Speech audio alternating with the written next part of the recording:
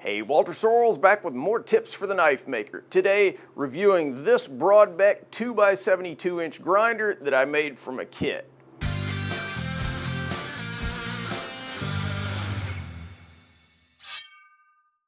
So those of you that follow my channel will remember that I showed the assembly of this Brodbeck 2x72-inch grinder from a kit about 3 months ago.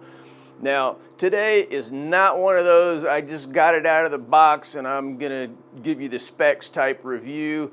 As you can see from all the dust all over it, I've been using it hard for 3 months now, and I'm gonna give you the lowdown on what I found. Okay, but fair enough, to get started, we gotta talk specs.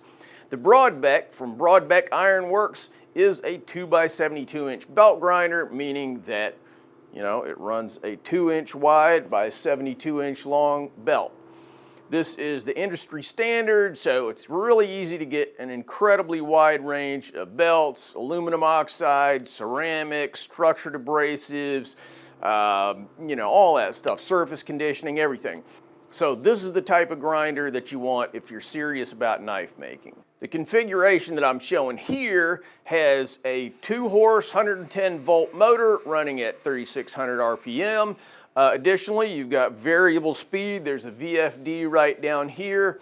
The chassis is nice, heavy. I was going to say it's quarter, but it's probably like 5/32. I don't know. It's nice, heavy steel.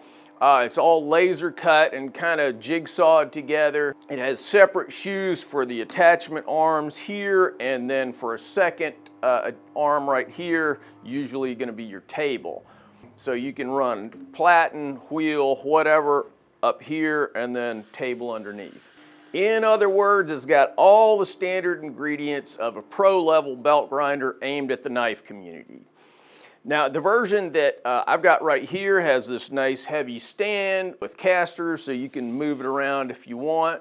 Also, the chassis articulates, very simple. It's just like this right here. Moves over like that. If you want to grind sideways, flips right back, tighten this handle, good to go.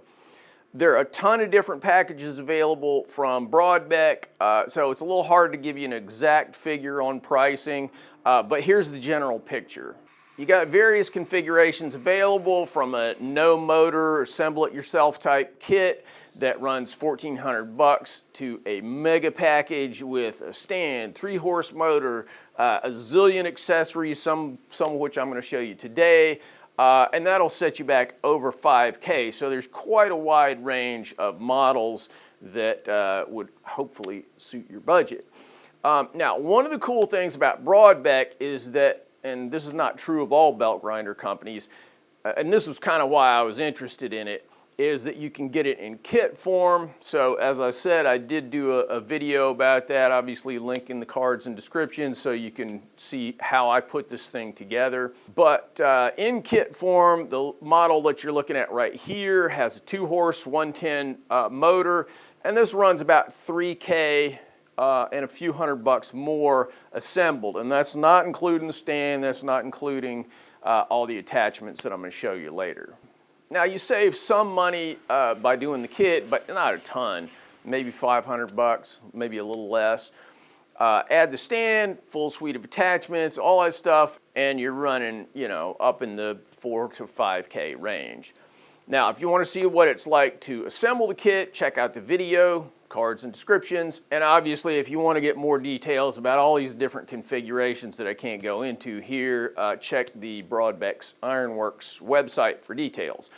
As far as the attachments go, I've got a flat platen. That's what I got on here right now. I got a contact wheel, and then I got a quick change arm, which a whole bunch of different accessories will go on, and I'll show you more about that later. Full disclosure, before we go any further, Ryan Brodbeck did provide this to me gratis, so whatever I'm saying here, just throw that into the mix. Quick pitch here: if you've been enjoying this channel over the years as I bring you videos about gear, saving money, making better knives, and knife making builds, I'd invite you to jump in and help the channel. How to do it? Patreon. Those of you who help out on Patreon will not only be supporting me so that I can make more and better videos, but you'll get access to plans for most of my builds, as well as access to me if you got questions about the craft of knife making.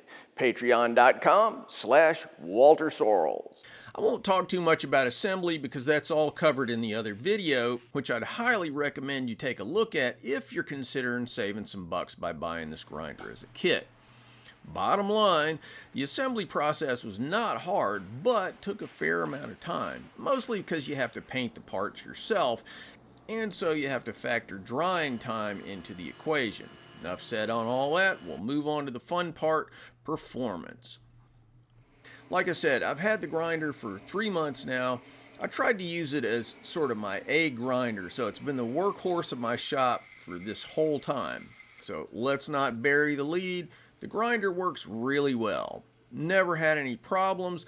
No problems with the VFD, no motor issues, nothing wobbling or falling apart. Just did everything I asked of it. Rock solid. Good machine.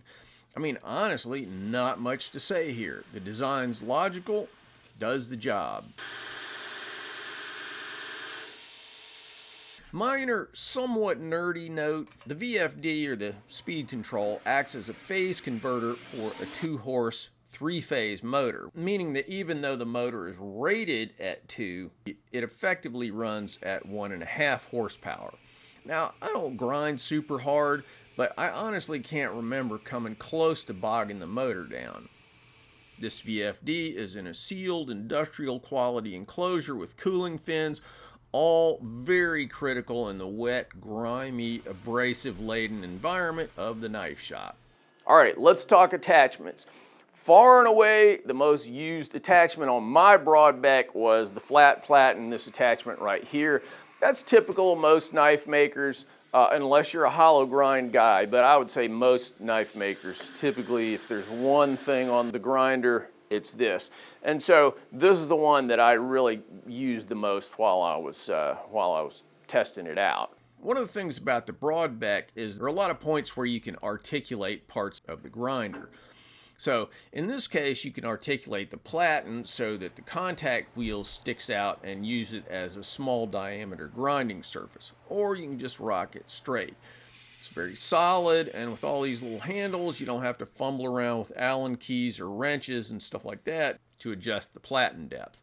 You can also very easily remove the platen, allowing the attachment to double as a slack belt grinding fixture in case you want to grind convex grinds. Slack belts are also great for grinding handles. Very user-friendly, made quite a few knives on here, just does the job. You can put the table in here. The table has a ton of adjustment features, so you can grind at angles, move the table around, articulate the machine.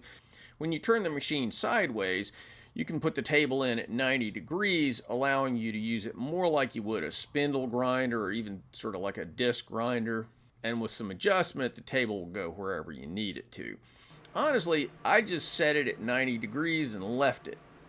If there's anything about this machine I'd quibble with a bit, I felt like all the flexibility and increased functionality of the table also made it a bit trickier to adjust than some tables, and maybe a little shakier, less robust too. But hey, minor quibble. It does the job. Next, a large contact wheel. This is a 10-inch.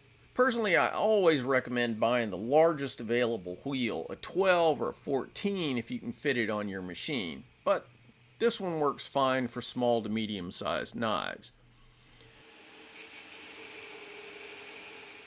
Now, let me talk about this. This is the quick change arm. The idea here is that a bunch of the Brodbeck attachments will fit onto this arm, and you just secure them on here with these little handles. So, you know, it's pretty easy to change these out.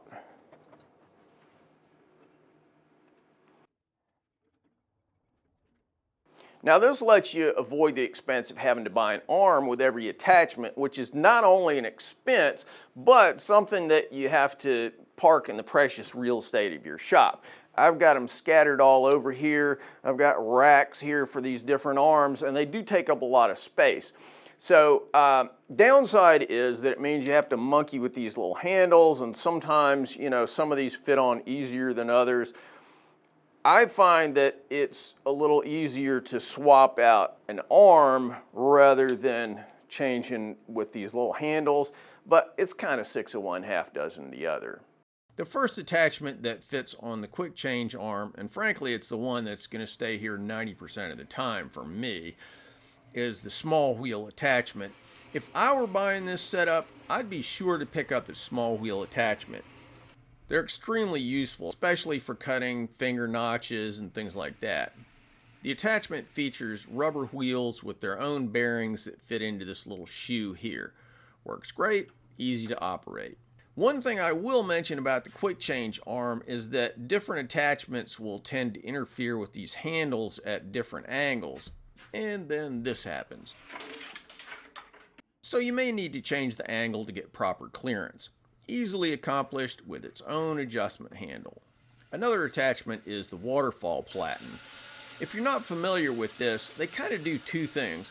One is they allow you to grind integral bolster knives. I really think that's kind of their most important job. But also you can clean up flats and put softly radiused plunge lines on knives like I'm doing on this beater test knife here. Not bad. I didn't use the waterfall attachment a ton since I only rarely make integral bolster knives. They do recommend that you only use it with the more powerful 2 and 3 horsepower motors. Now last comes a pair of what I would consider to be kind of specialty attachments. What you're seeing right here is a disc grinder attachment, and there's a buffer attachment that works basically the same way. You've got a belt that runs along here and drives this. Now honestly, I did not use these all that much. I've got a dedicated buffer, I've got a disc grinder, so these weren't attachments that, you know, I just was using all the time. So basically I just kind of tested them to make sure that they worked, which they do, and kind of left it at that. Now last item to mention is the stand. Look, you're gonna have to stick this thing somewhere. Now if you're just bolting it down to your workbench, problem solved, right? But if not, this stand might be a great solution. You can obviously buy cheaper stands from Uline or Granger or wherever, but with this, no drilling mounting holes or finding out the stand's too rickety, any of that. I've been through all of those with other things. With this, it's just plug and play. It's purpose built, comes with casters if you're that guy that has to move the grinder into the driveway or into a pole barn or something so you don't cover that special someone's car with grinder dust in the garage. This could be super handy. Well designed, well built, works great, takes an hour or two to assemble. So that's about it. Excellent grinder. Lots of options, plenty of attachments. It has all the features that you need for pretty much any style of knife making, stock removal, hammer bangers, whoever you are. Now, I made knives on it, I made chisels, I made shop tools. I used it for cleaning up my Sorrells bricks before I Cerakoted them. I mean, there was never a moment in the 3 months that I've been using this thing where I was like, man, I wish, you know, it could do this thing, but it doesn't. Nope, it does everything you need. It's extremely adjustable. Now, sometimes that comes with a cost. It's got all these adjustment handles all over it. And sometimes they kind of bump into each other and interfere with each other because different configurations are going to set up different ways and create different geometries that all have to sort of interact. To me, that's a bit of a minor hiccup. It's a trade-off. So you gain functionality, but the trade-off is sometimes you got to jockey around with these handles a little bit. Now, I got 4 grinders. I got an Ameribraid, a Bader, a Vevor down there. And I've tried plenty of other grinders, and this one compares favorably to all of them. Some things I like about my other grinders, some things I like about this, but on balance, terrific grinder. Now, as an aside, if you want to buy a grinder, there's some obvious things that you want to look at. You want to look at features, functionality, accessories, cost is always a big one.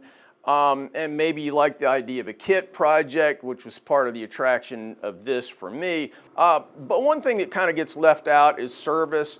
You know, this is USA made. I had to call up Brodbeck a couple times during assembly. I talked to Ryan, you know, and we got everything sorted out. Try that with your Chinese made grinder. It's not going to be happening. Just something to think about. And you know, on that front, people are always asking me what the best grinder is. Honestly, it's more about fit than this one's great and this one stinks. You know, there's small differences between the different pro level grinders, so one may fit you and your knife making style better than another. So in that vein, just let me mention, you know, some things that distinguish pro grinders from lighter duty machines that you might get at, you know, Harbor Freight or, you know, from Amazon or whatever. Rigidity and build quality, that's a really important one. Power, that's another really important one. High quality, you know, things like sealed bearing motors, that's super important. The sealed speed control, absolutely critical. You know, this has got cooling fins on it and everything. Flexibility, that's another one. This machine has all of that, making it a solidly pro quality machine. Bottom line, if you're in the market for a grinder, Brodbeck is one that you definitely should put in the mix. All right, guys, thanks for watching and keep on making those knives. Thanks for watching, guys. If you like what we're doing here, please subscribe and make sure that you click on that bell so you get notified of all the latest videos. Want to buy a knife from me? Check out my modern blades at tacticsarmory.com. Digging the channel? You can support our video making efforts on Patreon. You know, I've been banging away on these videos for like 10 years. So I hope you'll show some love for all that hard work. Link in the cards and descriptions. Finally, if you're interested in making Japanese swords, check out my full line of Japanese sword videos where I show how to forge Japanese swords as well as how to polish them and how to make fittings, handles, and scabbards. WalterSorrellsBlades.com.